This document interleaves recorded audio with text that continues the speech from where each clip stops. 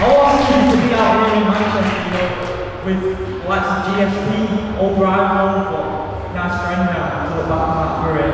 Yeah, absolutely. I have a lot of camaraderie with a lot of these guys. Yeah. Some of the older dudes are guys that I was watching when I was a little kid. Yeah. So yeah, that's been awesome. You were, when I was growing up, you were probably the most fan-friendly fighter in terms of you were always going to get violence, you was always going to get a big fight, win or loss. Condit was fighting, you was tuning in. Just looking at your record, like, the first 23 wins on your record, they were all finishes. Was that something you set out for in terms of your mindset? I need to be putting on exciting fights. No, I just think that it was just how it played out. You know, I at the time I was just fighting for survival. I was an underdog. I was often the underdog, so I was always just going out there and trying to finish straight out the gate. What were those early days like, even the WBC? What was it like scratching and clawing through that local regional scene and throughout the country? What was that experience like? It was wild. Like, you know, initially there was a lot of fights that got canceled. Guys got pulled out at the last minute, so they'd make matchups at the last minute with different weight classes. I remember getting on the scale and they had to put a bunch of change in my pocket so that I weighed enough to fight the guy for the athletic commission. And, yeah, it was wild. Well, in terms of your confidence during that time, your confidence was within sky high heading into the WBC. And when you look at what the WBC had to offer, you had guys like Uriah Faber, Aldo, yourself. Did you see it becoming as big as it was? Because it's like a cool classic now of the company, isn't it? I saw it as a huge opportunity because it was under the Zuffa umbrella. And I had initially signed with a different organization who the WEC basically just took over, and all their fighters got brought in, and so it ended up working out. That was my path to UFC. And when we were just talking about the early days, what was it that drew you to the sport of MMA? Because you were coming through a time when you was starting to rack those wins together, like the Chuck Liddell, Randy Couture, Tito era, so they were getting big pay-per-view numbers for the time. What was the initial attraction? What was your first memories of the sport? Well, my first memory of the sport was watching Royce Gracie choking guys out on a video, on a VHS video in my wrestling coach's office. And I think that was UFC 1 or UFC 2. And then I was like hooked straight out the gate. I liked all the Double Dragon video games and Street Fighter, and then I saw UFC, and I was like, oh shit, this is the real deal. And so I was a fan from day one. Watching Dan Severn, like I said, Tito. So I wanted to do it even before it was even a sport. It definitely wasn't a career. I mean, it was hard to find. I looked in a phone book to find the gym that I ended up training in. That's how long it was. So when did it become like your real career? When was it that you didn't have to make money on the side for this? Was there a moment where there was a true breakthrough for yourself? Probably WEC. Yeah, I was up till then I was working sidelines. And then when you look at the UFC welterweight division, you went through. I remember that run from 2010. The first fight I ever watched you in Paris was the Rory McDonald fight. What an absolute war that was. Rory went on to have a great career himself as well. When you look at that division and run that you went on, Dan Hardy as well, you were the villain in London. What was that experience like? It was. I loved it, man. I have great memories of that time. I was the underdog. I wasn't as well known as Hardy. He was coming off the fight with GSP. He did well in his title challenge. And then at the time he was very, very, very popular. So I had he had a huge fan base, and so there's lots of people talking shit, lots of people doubting me, and so to go out there and get the win like I did was incredible.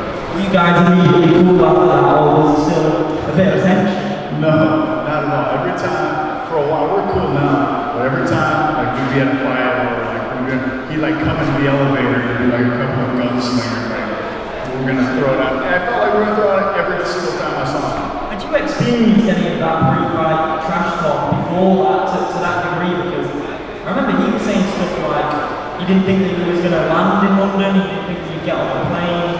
He was really trying on with you in those pre-fight press conferences. Yeah, I don't think I have actually. I think post that fight, I don't think anyone's tried it with you since, like with the run that you went on. You're a very, very scary man inside that octagon. After that, the Dom Kim flying in, absolutely incredible. Then you find your way into the interim title fight with Nick Diaz, which he was coming from Strikeforce as well. What was it like being in there with him? Because the verbals were in the fight with him, it wasn't just during the pre-fight sort of stuff.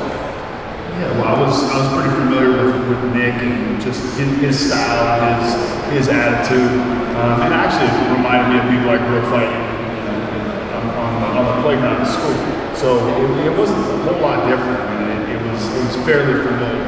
Yeah, because you could see that Nick had already planted the seeds for the GSP fight before that one, but he was like, nope, I'm playing spoiler to this. Set up the GSP fight later in the year. They got a lot of posters of that fight back there. It was a unification fight. I was just talking to GSP before that, and he said that head kick in the third really stung him big time. Just that sequence, what was going through your mind as soon as he dropped to the canvas? Well, up to that point, I was getting my ass kicked. Like he was controlling. I think maybe that was in the third round. Yeah, third round. And the first two, I mean, I was on my back most of the time. I'd already been cut, so I knew that I needed to do something. So I went out there and kind of got creative and threw some unorthodox stuff and caught him. And I thought it was it. I thought I had it. I thought I unified the title and beat GSP, but not quite. And George is not only one of the greatest fighters, but he's a tough guy. Is it a tough one to take initially after that one, because it is the pinnacle of the sport, but then upon reflection now, just to see what George achieved in his whole career, you were at peace with that result, yeah? Yeah, man, I'm at peace with all of it. There's like, if I think about it too hard, there's a twinge of regret, like, hey, I could have done this, could have done that, but the wins, the loss of all of it, I love all of it. I love every second of it. And then a few years later, you got your second title match, which arguably one of the fights of the decade, one of the greatest title fights of all time, Robbie Lawler. A lot of people gave you that fight, a lot of people gave you winning that one. Just looking at what Lawler had been through with Rory McDonald a few months earlier, one of the greatest fights ever. What was it like going up against him in comparison to your other opponents in his career? Robbie's a guy I've been watching for a really long time. And he was pure talent and violence initially, and then by the time I fought him, he was a polished and well-rounded champion, and tough, tough as nails. There's a couple of times I thought I was gonna get him out of there, and I thought I won the fight. I think it was very close. I could see it go either way, but I feel like I won. Do you think it was unfair that you didn't get an immediate rematch from that one, considering how tight that one was? Yeah, I was pushing for it.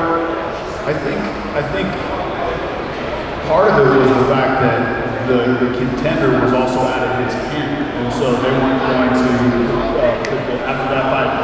Tyron Woodley fought him, and so they wanted their guy to at least get the title shot, even though they were at the same gym. And then you've been around some of the greatest fighters of all time, the teammates. You saw John Jones' rise from the sport as a training partner and as a friend. Just those early days of seeing John even pre the shoulder moves, did you see that you could go all the way that he has? Yeah, before I even knew John, I saw his fight against Bonner, and he was obviously different. And then, when I started training with him, he was raw. I mean, he wasn't nearly as skilled, but he put in the time to develop his power. And I used to spar with him, no problem. But then when John found his power, and he was not, I quit sparring with him. the weight difference was too much. Do you see him going on to win that heavyweight belt? I think John has all the tools to do it. We'll see. John's struggles have never been indicated. He always rises to the occasion of the fights. And just finally, from myself, before I open up to a quick Q&A, the UK scene at the moment is absolutely crazy. I don't know how much of the sport you're watching since you've left, but is there anyone from the UK that's got Brian? I've always been impressed with Darren Till. I fought on the same card with him in Brazil, and he was on the other card. He just absolutely wrecked that blue stuff. So yeah, I'm a fan of. Okay. Yeah, there we go. Then we go back. Fan of Till. Yeah, that's really good. Perfect. I really appreciate your time, Carlos. I know it's late and it's been a long day, but I really appreciate your time. Just a quick 5-10 minute Q&A. Anyone's got questions for Carlos, come up to these mics over here.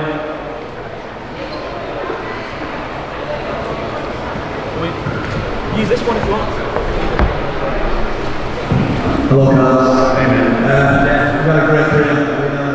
Me and Matt used to watch the fights and stuff.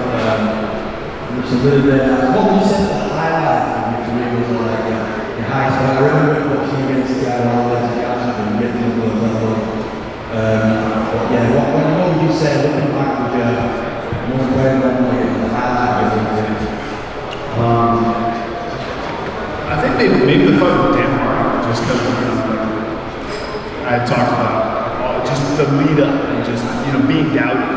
I always loved a big part of my motivation was proving doubters wrong, and that was like the ultimate, make everybody eat their words experience.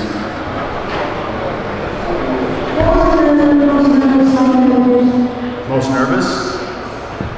I think maybe in WEC, I defended my title against Brock Larson, and Brock was just like a house of a man. And I had seen him around before we even got matched up, and he was intimidating, and I was intimidated.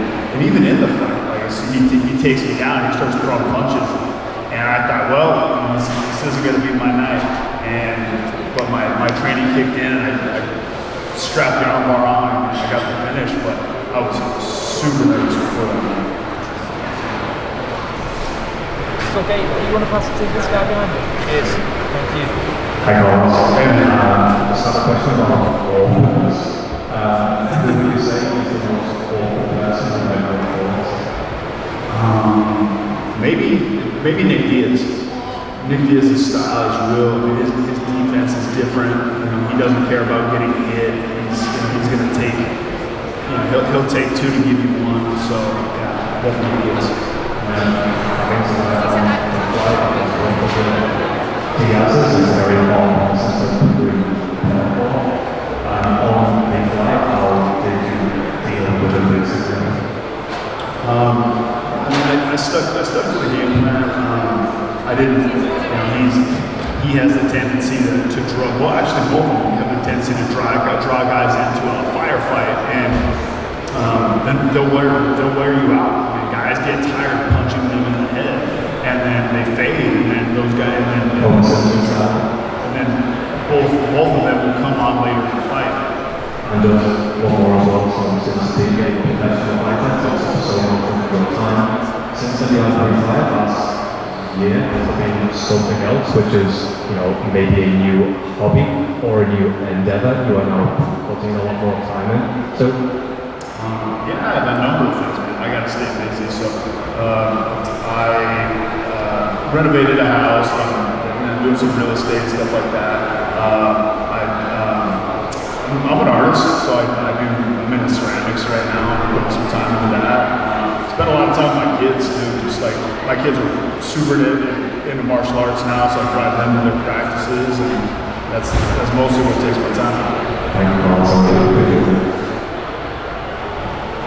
Hello, Carlos. Hey, man.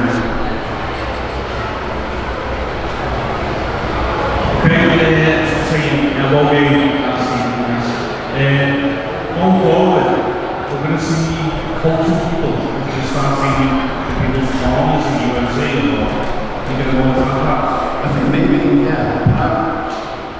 I train some young people, so it may take a while for them to get there, but I think that's a possibility. We've got one more here. Yeah, just the last one here. And Just one last mental decision on how to get over it, how long does it take? it depends on the fight. You know, the Robbie Lawler fight took me a while. That one fucked me up.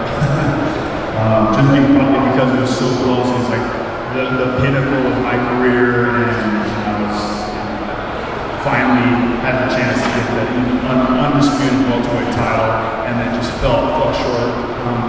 But other losses weren't quite as bad. I got back in the saddle.